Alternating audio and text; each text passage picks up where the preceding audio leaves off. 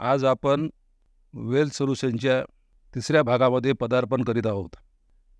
या तिसऱ्या भागामध्ये पदार्पण करण्यापूर्वी पहलगाम येथे मृत्युमुखी पडलेल्या भारतीयांना या चॅनलमार्फत आणि माझ्यामार्फत भावपूर्ण श्रद्धांजली अर्पण करतो.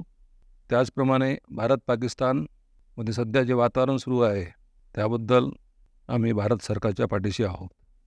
मित्रांनो, आपण या भागामध्ये शिकणार आहोत ट्रेडिंगचे प्रकार.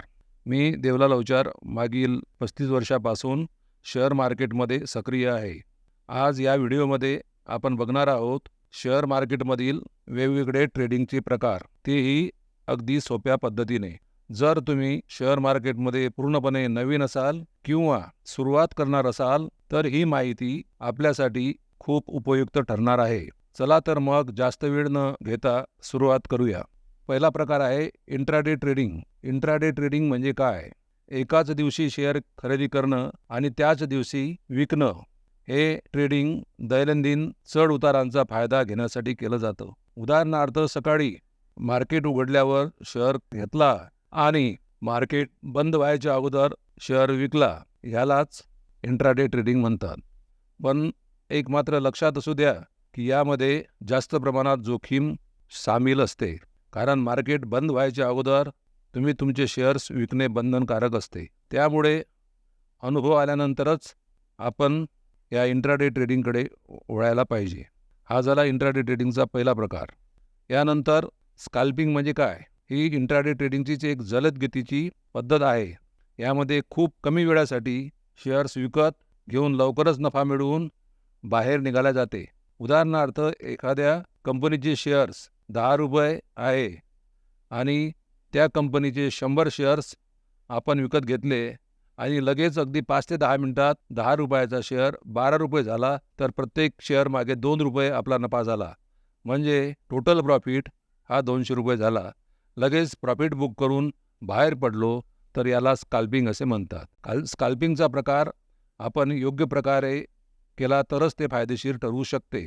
अन्यथा छोट्या छोट्या प्रॉफिटसाठी मोठं नुकसानसुद्धा होऊ शकते. मार्केटवर सतत लक्ष ठेवणाऱ्यासाठी स्कॅल्पिंग प्रकार योग्य आहे. यानंतरचा तिसरा प्रकार आहे स्विंग ट्रेडिंग. स्विंग ट्रेडिंग म्हणजे शेअर्स काही दिवस, काही आठवडे ठेवणं.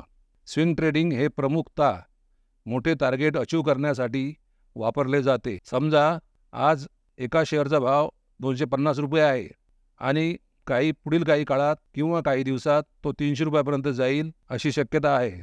तर आजच तो शेअर विकत घेऊन त्याला पुढील कालावधीसाठी होल्ड करून ठेवणं, याला म्हणतात स्विंग ट्रेडिंग. याचा फायदा असा की जर तुम्ही रोज मार्केटला वेळ देऊ शकत नसाल किंवा तुम्हाला इन्व्हेस्टमेंट करून पैसे दीर्घकाल गुंतवणूक ठेवायचे नसतील तर तुम्ही अशा प्रकारे नफा कमवू शकता. ऑफिस करणारे किंवा फुल टाईम व्यापारी असलेले लोक या पद्धतीचा विचार करू शकतात. आता याचाच दीर्घकालीन प्रकार म्हणजे पोझिशनल ट्रेडिंग. पोझिशनल ट्रेडिंग हे स्विंग ट्रेडिंगसारखंच आहे, पण या पद्धतीत शेअर्स काही आठवडे ते महिन्यासाठी ठेवले जातात. यामध्ये दीर्घकालीन विचार आणि दूरदृष्टिकोन असणे फार महत्त्वाचे असते.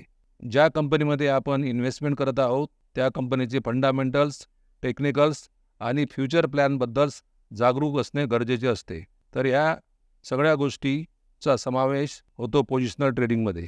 थोडा संयम आणि दीर्घकालीन अभ्यास केला असेल तर हा प्रकार चांगला परतावा देऊ शकतो. असा हा पोझिशनल ट्रेडिंगचा प्रकार. आता वळूया आपण शेवटच्या मुद्द्यावर, तो म्हणजे दीर्घकालीन गुंतवणूक, लॉंग टर्म इन्व्हेस्टमेंट. दीर्घकालीन गुंतवणूक ही ट्रेडिंग नव्हे तर गुंतवणूक आहे, ज्यामध्ये shares, mutual fund, ETF, gold bonds, index fund असे दीर्घकालीन दृष्टिकोनातून घेतले जातात.